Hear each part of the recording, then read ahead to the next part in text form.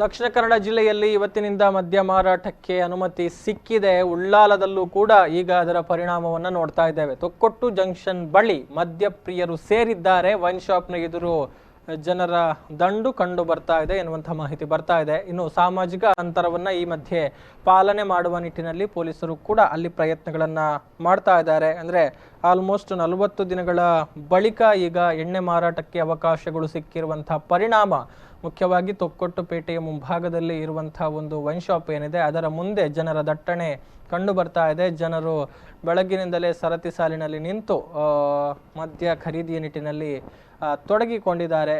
ಬಹುಶಃ ಇಲ್ಲಿ wine shop ತೆರೆಯುವ ಮುಂಚೆಯೇ ಜನರು ಸಾಲುಗಟ್ಟಿ ನಿಂತಿದ್ರು. ಬಹುತೇಕ ಕಾರ್ಮಿಕರಿರ್ಬೋದು ಎಲ್ಲರೂ ಕೂಡ ನಿಂತು ಈ ಒಂದು ಮದ್ಯವನ್ನು ಖರೀದಿ ಮಾಡುವಂಥ ನಿಟ್ಟಿನಲ್ಲಿ ಇಲ್ಲಿ ಜಮಾಯಿಸಿರುವಂಥದ್ದನ್ನು ನಾವು ದೃಶ್ಯಗಳಲ್ಲಿ ಕೂಡ ನೋಡ್ತಾ ಇದ್ದೇವೆ. ಈ ನಡುವೆ ಅಧಿಕಾರಿಗಳು ಅವರಿಗೆ ಸಾಮಾಜಿಕ ಅಂತರದ ಬಗ್ಗೆ ತಿಳಿ ಹೇಳಿ ಒಂದು ಕನಿಷ್ಠ ಡಿಸ್ಟೆನ್ಸಿಂಗ್ ಅನ್ನ ಮೇಂಟೈನ್ ಮಾಡುವ ಹಾಗೆ ಅಲ್ಲಿ ಅವರಿಗೆ ಮನವರಿಕೆಯನ್ನು ಕೂಡ ಮಾಡಿಕೊಡ್ತಾ ಇದ್ದಾರೆ. ಉಳ್ಳಾಲ ಪುರಸಭೆಯ ಮುಖ್ಯಾಧಿಕಾರಿಗಳು ಕೂಡ ಈ ನಿಟ್ಟಿನಲ್ಲಿ ಕಾರ್ಯಪ್ರವೃತ್ತರಾಗಿರುವಂಥದ್ದನ್ನು ನಾವು ನೋಡಬಹುದು. ಅವರನ್ನ ಸರತಿ ಸಾಲಿನಲ್ಲಿ ನಿಲ್ಲಿಸುವ ಜೊತೆಗೆ ಸಾಮಾಜಿಕ ಅಂತರವನ್ನ ಕಾಪಾಡಿಕೊಳ್ಳುವಂಥ ನಿಟ್ಟಿನಲ್ಲಿ ಪೊಲೀಸರು ಜೊತೆಗೆ ಅಧಿಕಾರಿಗಳು ಇಲ್ಲಿ ತೊಡಗಿಸಿಕೊಂಡಿದ್ದಾರೆ.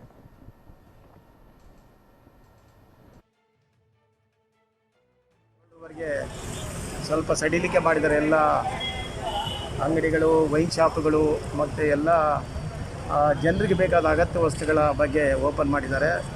ಅದೇ ವೈನ್ ಶಾಪ್ಗಳ ಮುಂದೆ ಈಗ ತುಂಬ ರಶ್ ಆಗಿದೆ. ಅದನ್ನು ಸ್ವಲ್ಪ ಸಾಮಾಜಿಕ ಅಂತರವನ್ನು ಕಾದುಕೊಳ್ಳಲಿಕ್ಕೆ ನಾವು ಪ್ರಯತ್ನ ಮಾಡ್ತೀವಿ, ನಾವು ನಮ್ಮ ಸಿಬ್ಬಂದಿಗಳು.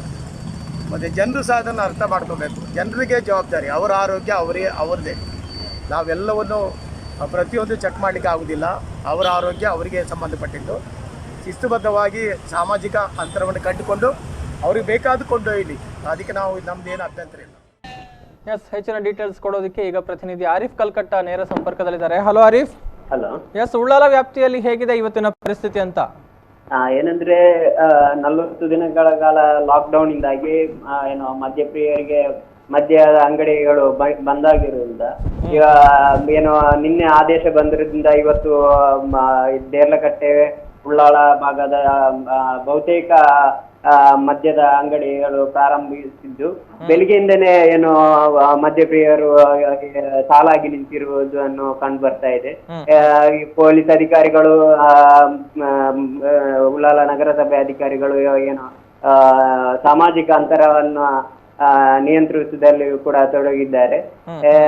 ಬೆಳಿಗ್ಗಿಂದನೇ ಈ ಏನು ಸಾಲಾಗಿ ನಿಂತಿರುವ ದೃಶ್ಯಗಳು ಬೆಳಿಗ್ಗಿಂದನೇ ಕಂಡು ಬರ್ತಾ ಇದೆ ಸರ್.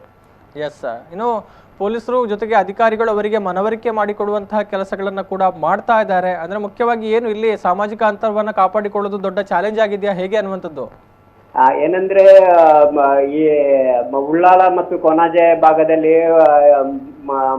ಬಹಳಷ್ಟು ಬಾರ್ ಅಂಡ್ ರೆಸ್ಟೋರೆಂಟ್ಗಳು ಇದ್ದು ಈ ಬಾರಿಗೆ ಮಾತ್ರ ಏನು ಅನುಮತಿ ಇರುವುದರಿಂದ ಈ ಪ್ರದೇಶದಲ್ಲಿ ಬಹಳಷ್ಟು